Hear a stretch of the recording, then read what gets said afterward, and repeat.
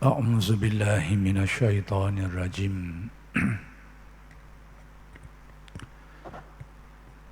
بسم الله الرحمن الرحيم السلام عليكم ورحمة الله وبركاته الحمد لله رب العالمين وبه نستعين اللهم صل على سيدنا محمد النبي الأمي وعلى آله وصحبه وسلم رب اشرح لي صدري ويسر لي أمري واحلل عقدة من لساني يفقه قولي ولا حول ولا قوة إلا بالله العلي العظيم إلهي أنت مقصودي ورضاك مطلوبي أعطني محبتك ومعرفتك الحمد لله والشكر لله. Kita bersyukur kehadiran Allah Subhanahu wa taala yang telah menciptakan kita dan mengurniakan kepada kita nikmat-nikmat yang sangat banyak zahir dan batin. Mudah-mudahan segala nikmat-nikmat itu sentiasa dikurniakan kepada kita dan dijadikan kita orang-orang yang mensyukuri nikmat. Mudah-mudahan dengan berkat syukur Allah Subhanahu wa taala bukan saja mengekalkan nikmat-nikmat yang sedia ada, malah ditambah dan digandakan lagi dengan nikmat-nikmat yang lain. Kuliah Masjid Amidin pada malam ini ingin meneruskan huraian kalam hikmat Syekh Ahmad Ibn Atta'illah Al-Iskandari radhiyallahu anhu.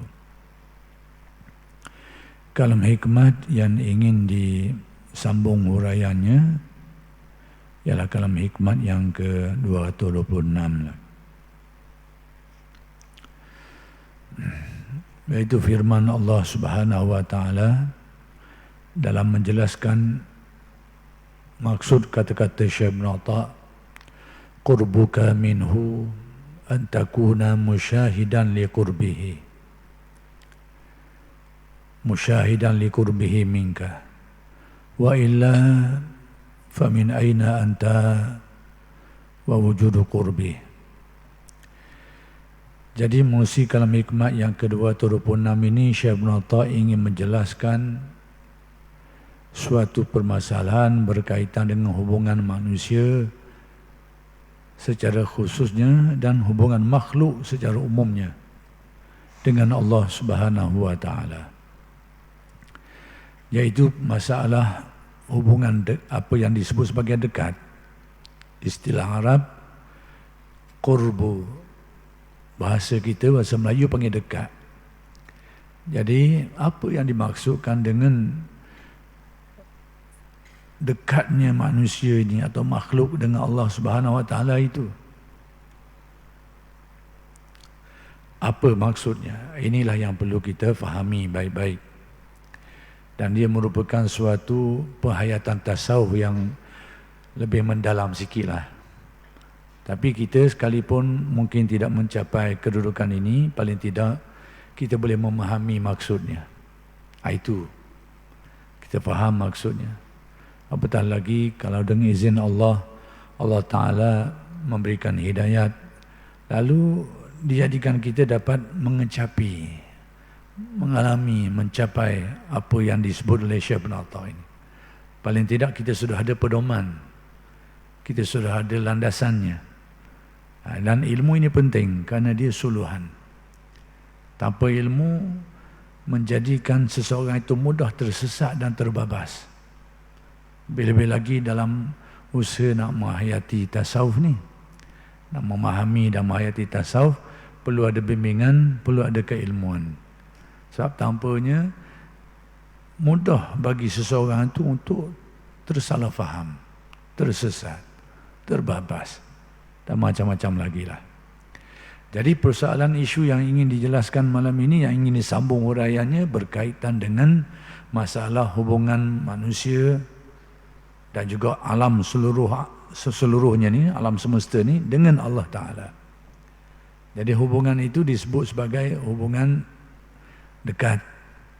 Istilah Arab disebut qurbu.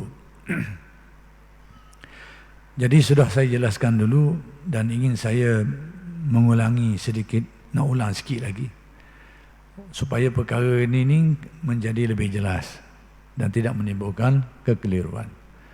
Sebab perkara ini kalau kita tengok selapis nampak semacam ada pertentangan dengan akidah. Kerana menjadi keyakinan kita sebagai seorang mukmin yang berpegang dalam akidahnya dengan faham Ahlus Sunnah wal Jamaah, iaitu faham Asy'ariyah atau Maturidiyah yang merupakan mazhab jumhur umat Islam sejak dari dulu sampai sekarang, bahawa Allah Ta'ala itu bersifat mukhalafah. Mukhalafah dengan arti Allah Ta'ala tidak sama dengan sesuatu makhluk pun. Sedikit pun tidak ada persamaan antara Allah dengan segala makhluknya. Maka sebab itu Allah Ta'ala dari sudut tasawufnya, ulama tasawuf menyebutnya sirrul asrar, rahsia daripada segala rahsia. Kerana sesuatu yang tidak dapat dicapai hakikatnya, bersifat mukhalafah. Usuluddin menyebutnya mukhalafatuhu lil hawadis. Ataupun perkataan lain yang disebut oleh ulama Usuluddin juga, al-ajzu anil idrak. Kita tak mampu dah nak mencapai hakikat Allah Ta'ala tu. Itu kira siapalah tu. Tak mampu. Sebab apa tak mampu? Sebab Allah Ta'ala itu adalah sesuatu rahsia segala rahsia yang tak mampu dicapai hakikat dia tu. Semua ini hanya dicapai oleh seseorang mukmin di akhirat nanti, sebagai nikmat yang paling besar dalam syurga, dapat melihat Allah, melihat hakikat Allah Ta'ala menurut apa yang dikehendaki oleh Allah Subhanahu Wa Ta'ala. Tapi hakikat bahawa Allah Ta'ala bersifat mukhalafah, ini sifat yang hakiki bagi Allah. Tidak akan bertukar. Dunia ni gitu, akhirat bertukar, berubah, tidak. Kena pegang molek. Mukhalafahnya Allah Ta'ala ni sifat yang hakiki bagi zat dia itu. Tidak serupa dengan segala makhluk. Dan macam mana manusia dapat melihatnya, itu adalah suatu anugerah yang akan dikurnia, termasuk dalam kekuasaan Allah untuk mengurniakannya kepada hamba-hambanya yang soleh. Pegang, faham gitu cukuplah. Dan semua ini adalah berdasarkan kepada dalil-dalil. Dalam urusan agama kita ni, lebih-lebih lagi dalam masalah akidah ni, bukan saja masalah akidah, bahkan masalah fiqh ke, masalah ilmu-ilmu yang lain yang berkait ni, mesti ada dalil dia. Dalil Al-Quran dan Hadis, dan kaedah memahami yang betul, seperti yang digariskan oleh ulama-ulama Ahlus Sunnah wal Jamaah. Sebab ada juga yang juga menyebut berdalilkan Al-Quran dan Hadis, tapi tafsiran-tafsirannya itu ternyata bercanggah dengan ijma' ulama, bercanggah dengan faham Ahlus Sunnah wal Jamaah, maka itu kita tidak menerimanya. Terserahlah. Kalau ada orang nak pegang akidah-akidah yang syubhah ni, yang berlawan dengan akidah Ahlus Sunnah wal Jamaah, terserah masing-masing lah. Cuma kita nak beritahu Ahlus Sunnah wal Jamaah yang merupakan majoriti umat Islam dari dulu sampai sekarang, maka fahamannya dalam berakidah begini-begini, seperti yang dihuraikan oleh ulama-ulamanya. Jadi benda ni tak payah pada orang yang tidak ada kemampuan untuk akses kepada kitab-kitab ulama. Tapi alim ulama untuk tahu perkara ni jelas. Sebab ulama-ulama Ahlus Sunnah wal Jamaah ni, mereka ada senarai ulama dia, dan ada kitab-kitabnya, dan ada pandangan-pandangannya. Boleh rujuk ke situ. Nak tahu Ahlus Sunnah ke Ahlus Sunnah, rujuk kepada kitab-kitab yang dikarang oleh ulama-ulama yang sudah dikenal pasti sebagai Ahlus Sunnah wal Jamaah. Tu betul mudahnya. Jadi kalau kita ada erti mengaji kita ni, rujuklah kepada alim-alim ulama yang tahu tentang perkara ni, yang dapat menjelaskan dengan baik, dengan rujukan-rujukan yang tepat, rujukan-rujukan yang betul dalam perkara ini. Balik kepada masalah ni, Allah Ta'ala bersifat mukhalafah, tidak menyerupai sesuatu. Jadi sesuatu yang Allah Ta'ala yang bersifat demikian ini, dengan keadaan kita hari ini memang tak dapat nak capai lah, tak dapat nak tengok, kerana panca indera kita ini hanya dapat mencapai sesuatu yang memiliki ciri-ciri kemakhlukannya. Ada tepat, ada rupa, itu ini ciri-ciri makhluk semualah. Jadi kita sebagai manusia ni dapat mencapai, dapat menanggapi sesuatu yang bercirikan makhluk tu saja. Yang lebih daripada tu manusia dah tak mampu mencapai lagi dah. Kena pegang ini, kena faham dengan baik tentang perkara ini. Jadi kalau begitu, bila Allah Ta'ala bersifat mukhalafah, tidak sama sekali dengan makhluknya, maka antara huraian dan tafsirannya bahawa Allah Ta'ala itu tidak bertempat. Makhluk sebagaimana makhluk tu, dia ada tempat, dia ada ruang dia ada arah dia. Maka Allah Ta'ala tidak seperti itu. Makhluknya ada rupa, ada anggotanya, ada bahagian tu, ada bahagian ni. Maka Allah Ta'ala tidak seperti itu. Kena faham begitu. Jadi secara isu yang kita bercakap malam ini adalah isu yang kalau kita dari segi zahirnya tu melibatkan tempat. Bila sebut dekat ni, sudah tentu perkataan dekat tu sendiri memberi faham kepada kita tentang adanya tempat. Bila sebut dekat, jauh, tu tempat belaka tu. Maka dalam hubungan dengan Allah macam mana? Maka sebab itu perlu dijelaskan. Jadi kena jadikan akidah Islam kita itu sebagai landasan untuk faham dia ni. Jadi akidah mengajarkan kita bahawa Allah Ta'ala itu bersifat mukhalafah. Antara tafsirannya tidak bertempat. Jadi kalau begitu, dekat itu sudah tentu memberi makna tersendiri, bukan dengan makna tempatnya. Baik, bagaimana? Ini saya sengaja mengulangi banyak kali sikit supaya kita dapat kefahaman yang jitu, yang jelas tentang perkara ini, dan tidak mudah diganggu gugat, sama ada tidak mudah diwaswaskan, disyubhakan oleh tafsiran-tafsiran, fahaman-fahaman yang bercanggah dengan Ahlussunnah wal Jamaah. Jadi pertama sekali, Allah Ta'ala, bagaimana hubungan Allah dengan makhluknya? Allah Ta'ala berhubung dengan makhluknya, kalau dari sudut usuluddinnya, iaitu dari segi taklukan sifat-sifatnya lah. Allah Ta'ala menguasai makhluknya dengan kudratnya, dengan iradatnya, ilmunya, sama'nya, basarnya, kalamnya. Jadi itu bentuk hubungan Allah Ta'ala dengan makhluknya. Yang Allah Ta'ala bertakluk, sifat-sifatnya tertakluk dengan segala makhluknya ini. Kita ni sebagai manusia dan makhluk-makhluk lain, kita tetap terikat dengan kudrat Allah. Tak akan berlaku sesuatu pada diri kita ni melainkan semua itu berlaku dengan kekuasaan dia. Tak akan berlaku sesuatu perkara pada makhluk ini melainkan semua itu berlaku dengan kehendak, yang ditaklukan iradah dia tu, kehendak dia. Demikianlah sifat-sifat Tuhan yang lain yang bertakluk tu. Itulah hubungan Allah Ta'ala dengan makhluknya dari sudut usuluddin. Bahawa makhluk ini tertakluk. Allah Ta'ala bertakluk ke atas makhluknya dengan taklukan sifat-sifatnya. Seperti yang kita belajar dalam ilmu usuluddin tu. Jadi itu hubungan Allah Ta'ala dengan makhluk, mesti taklukan sifat-sifat dia tu. Jadi bagaimana semua itu? Semua itu Allah Ta'ala bertakluk kudrat, iradat, tidak boleh disifatkan dengan dekat atau jauh. Tak boleh disifatkan. Sebab Allah Ta'ala itu adalah zat yang maha suci yang tidak melibatkan tempat. Jadi macam mana dia bertakluk ke atas makhluknya, itu juga termasuk dalam perkara mukhalafatuhu lil hawadis. Kalau dalam Al-Quran, dia akan balik kepada firman Allah, walam yakul lahu kufuwan ahad. Tidak ada seseorang atau sesuatu yang serupa dengan Allah. Atau ayat lain, laisa kamitslihi syai'.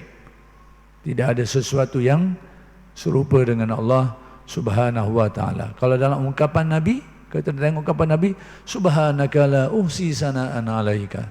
Maha suci Engkau ya Allah. Aku tidak dapat menyanjungmu dengan sebenar sanjungan. Ini hakikat Allah Ta'ala tidak mampu dicapai. Diyakini wujudnya dengan dalil-dalil yang jelas dan terang. Tapi bagaimana diri Tuhan itu tidak mampu dicapai. Rahsia segala rahsia.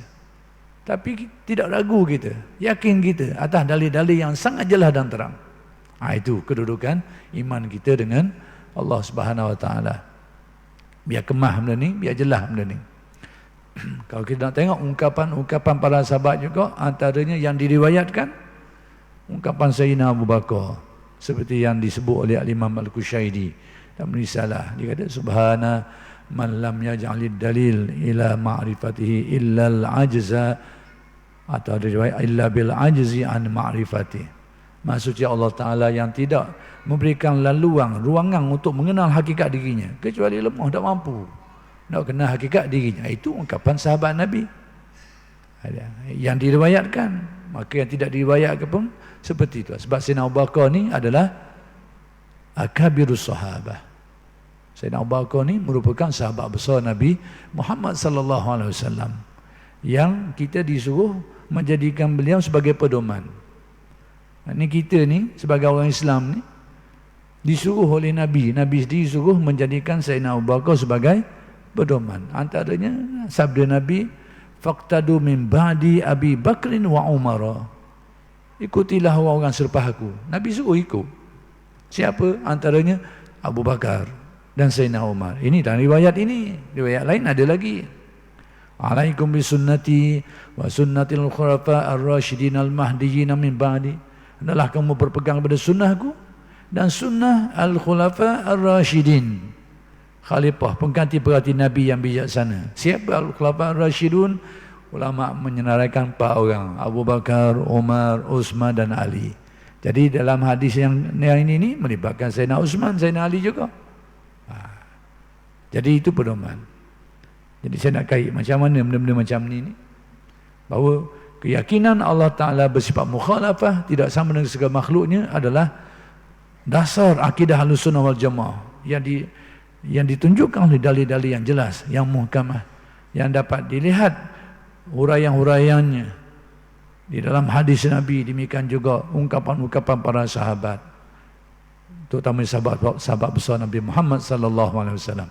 Saya memang sengaja nak sebut kerek sikit benda ni, isu ni. Allah Ta'ala bersifat mukhalafah ni, antara tafsiran yang tidak melibatkan tempat, kerana sekarang ini umat Islam khususnya di Malaysia ni sedang diganggu pemikiran ni. Cuba nak dibawa masuk aliran pemikiran yang nak mensifatkan Tuhan tu ada tempat situ sini.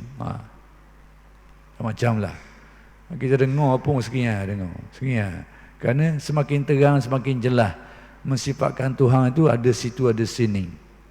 Itu adalah pemikiran, kefahaman yang keliru, yang bercanggah dengan Ahlussunnah wal Jamaah, dan tak tahan diuji dari segi dalilnya, tak tahan diuji.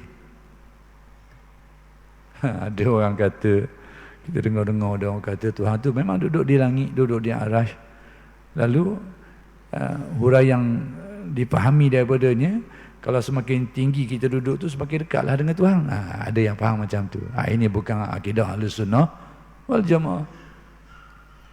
Memanglah kalau orang yang meyakini Tuhan tu ada di langit, ada di arasy, semakin tinggi kedudukannya, semakin dekatlah. Sebab kita ni semakin tinggi kedudukan, semakin dekat dengan langit. Atas fahaman tu. Tapi fahaman tu bukan faham Ahlussunnah wal Jamaah. Itu bukan fahaman tu. Jadi kalau ada orang pegang fahaman ni, nanti mungkin orang buat rumah kau tinggi barangkali, buat kau dekat dengan Tuhan. Dan mungkin satu hari ada buat sejid atas tanah lapang ni dah, mungkin awak atas bukit lagi, awak atas gunung. Sebab apa? Kau dekat ni atas fahaman seperti itu. Tapi itu bukan faham Ahlussunnah wal Jamaah. Bukan faham. Kalau nak tengok dengan hadis Nabi pun nampak cendeng, nampak jelas kekeliruannya. Apa hadis Nabi? Nabi kata apa? aqrabu ma yakunul 'abdu minallahi wa huwa sajid. Kedudukan yang paling dekat, paling dekat antara manusia dengan Tuhan. Di mana? Bila? Wa huwa sajid, dalam keadaan dia tengah bersujud. Jadi kalaulah difahami Tuhan tu ada tepat atas langit ke, atas arasnya, kau tinggi kita, kau dekat, sepatutnya tengah berdirilah dekat sekali, bukan tengah sujud. Sepatutnya kalau faham gitu. Kalau faham tu memang duduk atas langit, duduk jadi kau tinggi, kau dekat, berlawan hadis ni. Hadis kata paling dekat ketika orang bersujud, bukan tengah berdiri. Tapi kalau ikut faham tepat tadi tu, Tuhan di atas langit, atas aras tu, patutnya tengah berdiri dah dekat sekali. Berlawan dengan hadis Nabi Muhammad sallallahu alaihi wasallam. Dan macam-macam. Itu fahaman yang bukan Ahlussunnah wal Jamaah dan tidak tahan diuji. Baik. Balik sini. Jadi sekarang Allah Ta'ala bertakluk dengan segala makhluknya. Bagaimana? Itu adalah tidak dapat dipahami. Dan tidak boleh disifatkan dekat atau jauh. Ni hubungan Allah Ta'ala dengan makhluk ni. Bagaimana semua ini? Itu termasuk perkara yang tidak dapat dicapai oleh makhluk ini. Tapi diyakini bahawa makhluk ini terikat dengan Allah Ta'ala. Dengan kudratnya, iradanya. Bagaimana? Tidak dapat diungkapkan. Dan tidak dapat dijelaskan dari aspek dekat atau jauh. Tuhan tu takluk dengan kita ni dekat ke jauh? Tak boleh nak disifatkan macam tu. Sebab itu ulama-ulama menggunakan perkataan-perkataan yang lain daripada perkataan yang lumrah kita pakai. Kita kalau dekat, paling dekat sekali, sentuh dekat sekali. Bila kita sebut sesuatu benda tu dekat sekali. Dekat mana? Paling dekat sekali dengan kita. Bila ia sentuh dengan kita. Tapi ulama-ulama, khususnya ulama tasawuf dalam menguraikan, dia kata Allah Ta'ala tu dekat, nisbah kepada taklukan. Tetapi tidak bersentuh. Nak kabarnya bukan dekat yang macam kita faham tu. Sebab dekat kita ni paling dekat sekali sentuh. Tu dekat sekali. Jadi bila ulama nak menjelaskan dia guna bahasa macam tu. Nak kabar bukan seperti yang kita faham. Allah Ta'ala dekat tapi tidak bersentuh. Baik, jauh pula. Bila jauh ni ada jarak. Ni bahasa kita. Jauh ni ada jarak. Sekilo. Jauh lagi 2 kilo. Jauh lagi 3 kilometer. Ataupun sekaki. Jauh lagi 2 kaki. Jauh 3 kaki. Ada jarak. Jadi bila kita sebut jauh, mesti ada jarak. Maka ulama, khususnya ulama tasawuf dalam menghuraikan perkara ni, maka gunakan perkataan Allah Ta'ala tu jauh tapi tidak berjarak. Nak kabarnya bukan seperti jauh yang kita faham. Jadi itulah ungkapan-ungkapan dan dijelaskan oleh ulama untuk menjelaskan tentang hubungan kita dengan Allah Subhanahu wa Ta'ala. Saya nak ringkaskan tapi tak boleh mengurai kerana mungkin akan memeningkan. Bagaimana ulama menggunakan perkataan Allah Ta'ala itu dekat tapi tidak bersentuh, jauh tapi tidak berjarak. Sebenarnya untuk memadukan dua elemen dalam kefahaman kita terhadap Allah, iaitu aspek tanzih dan tashbih. Tambah orang panjang, tak apalah, tak pergi jauh lagi lah. Mana-mana yang ada asas ilmu, dia boleh fahamlah kekuncian saya begitu. Untuk orang ramai saya rasa kurang sesuai untuk saya jelaskan sekarang. Baik, balik sini. Itu hubungan Allah Ta'ala dengan makhluknya. Kalau Usuluddin, kita sebut dia taklukan sifat. Baik, sekarang aspek hubungan manusia dengan Allah Subhanahu wa Ta'ala. Tadi Usuluddin dasar tu asas. Usuluddin kita mengaji Usuluddin. Sekarang tasawuf nak tengok bagaimana hubungan manusia dengan Allah Ta'ala pula. Sudut manusia dengan Allah. Maka di sini timbulnya istilah dekat atau jauh. Tapi dekat atau jauh juga tidak melibatkan tempat, tetapi melibatkan makrifat hati. Apa yang disebut sebagai, kalau istilah ni dalam istilah tasawuf, orang panggil syuhud atau musyahadah atau perkataan-perkataan lain yang diguna pakai. Nak kabarnya manusia itu dikira dekat apabila hati dia itu memiliki kesedaran yang tinggi bahawa dirinya dan makhluk seluruhnya itu tertakluk dengan Allah. Kesedaran itulah yang akan mengukur dekat atau jauhnya manusia dengan Allah. Kesedaran itu. yakni keyakinan kesedaran bahawa dirinya dan juga makhluk seluruhnya tertakluk dengan Allah.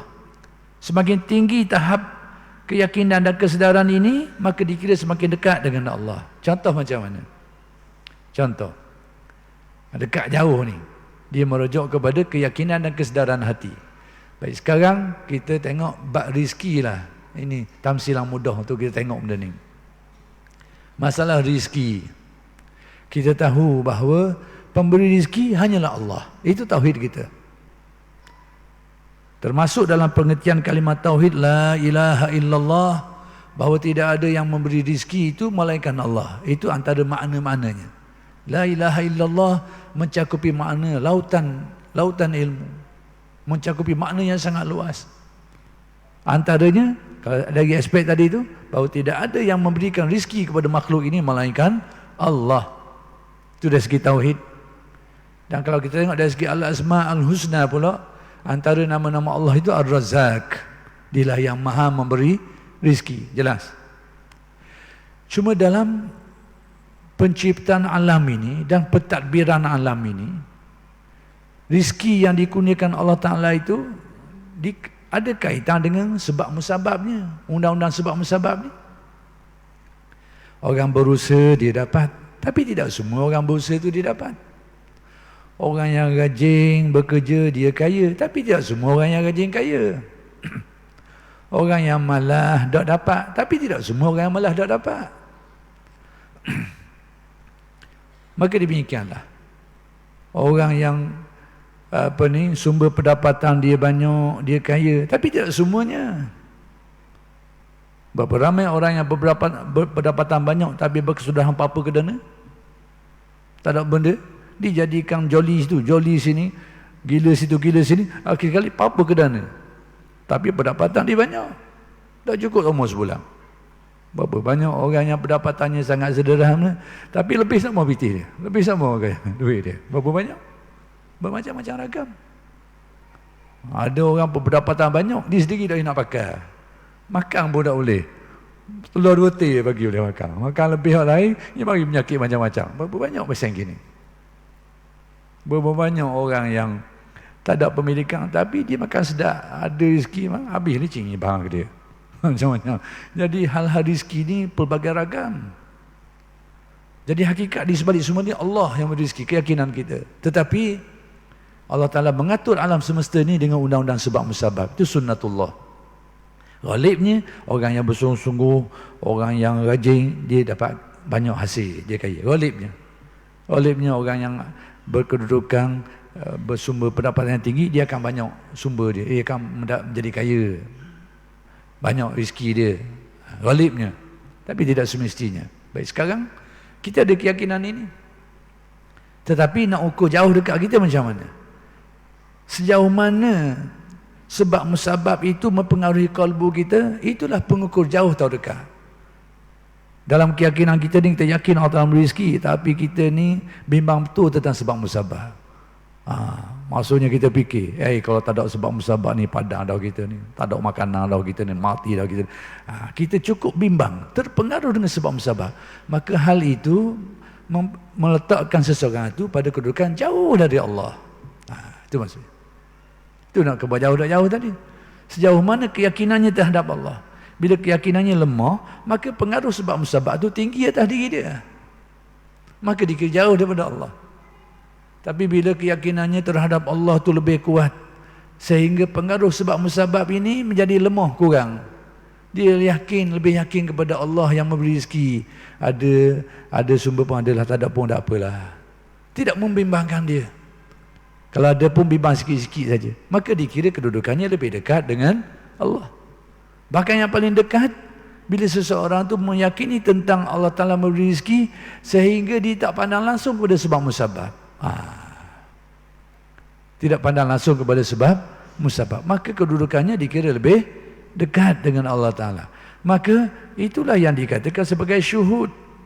Keyakinan, kesedaran hati.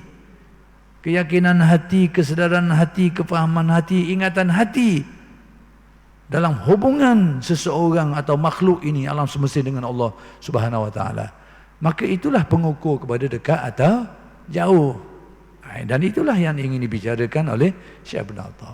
Maka sebab itu Syekh Ibn Atta kata, dekatnya engkau dengan Allah Ta'ala itu ialah menurut keyakinanmu, adalah ukurannya adalah musyahadah, yakni pandangan batinmu. Apa pandangan batin? Pandangan batin ini asasnya elemen dia keyakinan, kefahaman, kesedaran hati, zauk hati, ingatan dan hadir hati dalam hubungan dia dengan Allah. Itulah yang membentuk musyahadah ataupun syuhud. Bila seseorang tu ada keyakinan Allah Ta'ala lah yang memberi rezeki, kemudian ingatan itu hadir dalam hati dia, jeliga dalam hati dia, merasa senang dengannya, sehingga tidak terpengaruh dengan sebab musabab, selalu hadir ingat bila datang rezeki, terus melihat ini adalah gerak daripada Allah yang mendatangkan rezeki kepadaku. Bila benda-benda macam ni kekal menjadi isi hati dia, sifat bagi hatinya, itulah yang dikatakan syuhud, musyahadah dalam istilah tasawuf. Dan itulah pengukur dekat atau jauh antara seseorang dengan seseorang. Maka sebab itu dalam perkara ni kealiman seseorang itu bukan pengukur. Boleh jadi seorang alim dia mencapai perkara ni, berarti dia bukan saja alim tapi dia dekat dengan Allah. Tapi boleh jadi dia seorang alim tapi hatinya gelak gelemak, lupa habis perkara-perkara ni, dipenuhi dengan pengaruh sebab-sebab dalam hatinya. Dia alim tapi jauh daripada Allah dari sudut tasawufnya. Jadi itulah ukuran dekat atau jauh dengan Allah. Sejauh mana keyakinan terhadap Allah itu bertapak dalam kalbu, sehingga dia menghidupkan kalbu, menghadirkan hati, hadir di dalam ingatan, perasaan dia, keyakinan dia. Itulah pengukur dekat atau jauh seseorang dengan Allah. Maka tentang kedekatan dengan Allah Ta'ala ni disebut dalam banyak ayat Al-Quran.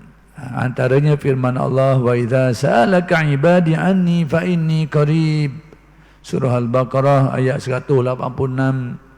Artinya, jika hamba-Ku bertanya kepadamu, yakni wahai Muhammad, tentang aku, yakni tentang Allah, maka sesungguhnya aku dekat, yakni beritahu kabar kepada mereka tu. Aku, kata Allah, dekat dengan mereka ni.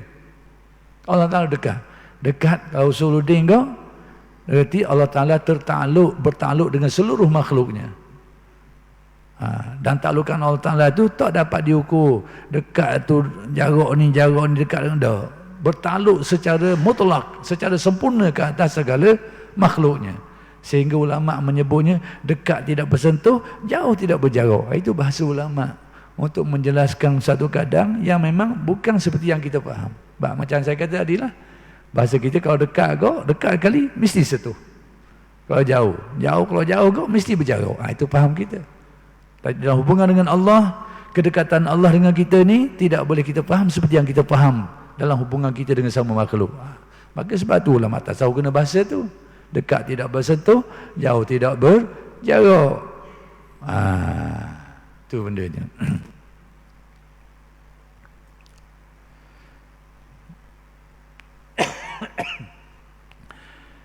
Baik, demikian juga firman Allah Ta'ala dalam ayat yang lain, Suratul Waqiah, wa nahnu aqrabu ilaihi minkum walakin la tubsirun. Ayat 85 artinya, dan kami yakni Allah lebih dekat kepada orang yang akan mati itu daripada kamu. Bila kita tengok orang nak mati, orang nazak nak mati, kita duduk dekat dengan tepek dah dengan dia ni. Orang dekat dengan telinga dia. Dekat apa? Ajar ke dia supaya menyebut la ilaha illallah Muhammadur Rasulullah. Dekat lah. Kena mulai kita hendak tu dekat dengan cuping telinga dia. Kita duduk dekat dia. Tapi Allah Ta'ala kata, aku lebih dekat kepada dia tu, orang nak mati tu, berbanding kamu duduk tepek dengan dia tu. Dari segi mana ni? Sama lah. Cuma perkataan yang dipakai tadi di sini ni, kalau atas tu qarib, ini tengok dari segi bahasa dulu. Qarib tu dekat. Aqrab ni lebih dekat. Lebih dekat. Ini semua adalah merupakan uraian penjelasan-penjelasan yang nak menggambarkan tentang taklukan Allah Ta'ala terhadap makhluknya, yang kita tidak boleh faham dalam bentuk kefahaman yang melibatkan tempat dan jarak. Macam saya kata tadi, kena faham molek bab ni. Tapi Allah Ta'ala kata, kami lebih dekat kepada orang yang akan mati tu berbanding dengan kamu.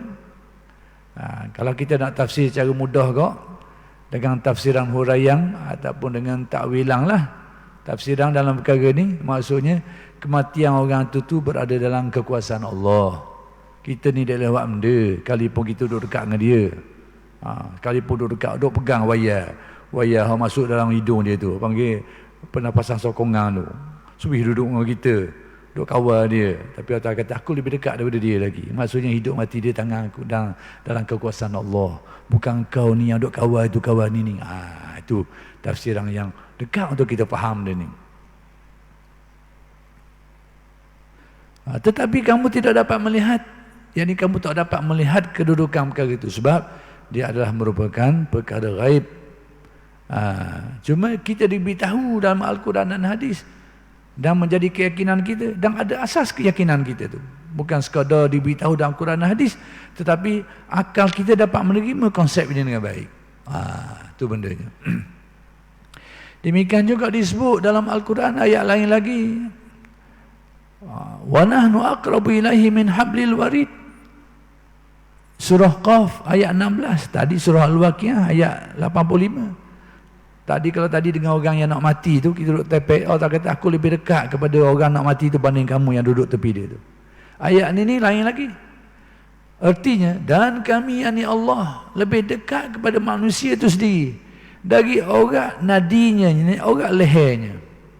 Kita ni manusia ni, orang leher kita ni setepek dengan kita dah, memang dalam kita dah. Orang leher, orang merah ni, orang nadi kita ni, memang setepek dengan kita, bukan setepek, sebahagian dari kita. Tapi Allah Ta'ala kata, aku lebih dekat kepada engkau daripada orang lehermu sendiri. Jadi semua ini seperti yang saya katakan sudah tentu tidak melibatkan tempat, tetapi ungkapannya itu qarib, akrab, dari segi makna zahir memanglah melibatkan tempat, tapi dalam hubungan dengan Allah tidak boleh kita faham dengan satu kefahaman yang melibatkan tempat. Nak beritahu bahawa taklukan Allah Ta'ala kat atas diri kita ni, bahawa hidup mati kita ni bukan sekadar hidup mati, seluruh urusan kita ni semuanya adalah dalam kekuasaan Allah. Sekalipun orang tekuk kita ni dekat dengan kita, dekat dengan dengan kita ni, seolahnya mati hidup kita ni dan kawalan kita dah. Sekalipun orang murid kita dekat dengan kita, tapi urusan kita, hidup mati kita, bahkan urusan lain, semuanya dalam kekuasaan Allah semata-mata secara sempurna. Itu tafsiran, takwilan kalau kita nak jelaskan bahawa kami lebih dekat kepadanya, kepada seseorang itu, daripada atau berbanding orang mereh ataupun orang mari ataupun orang tekuk mereka itu sendiri.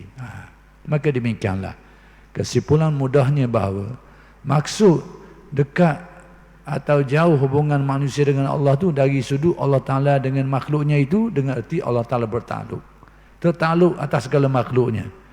Bagaimana tertakluk? Dia juga sama, iaitu tidak dapat difahami oleh kita. Maka tidak boleh disifatkan sama ada dekat, tapek ke, jauh-jauh, tak boleh nak kata gitu.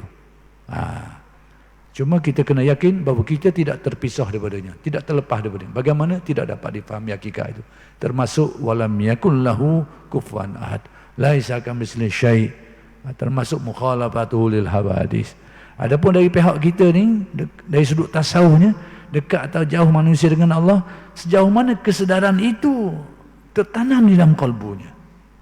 Semakin tinggi kesedaran terhadap hubungan dia dengan Allah, keyakinan terhadap hubungan dia dengan Allah, maka dia semakin dekat dengan Allah Subhanahu wa Ta'ala.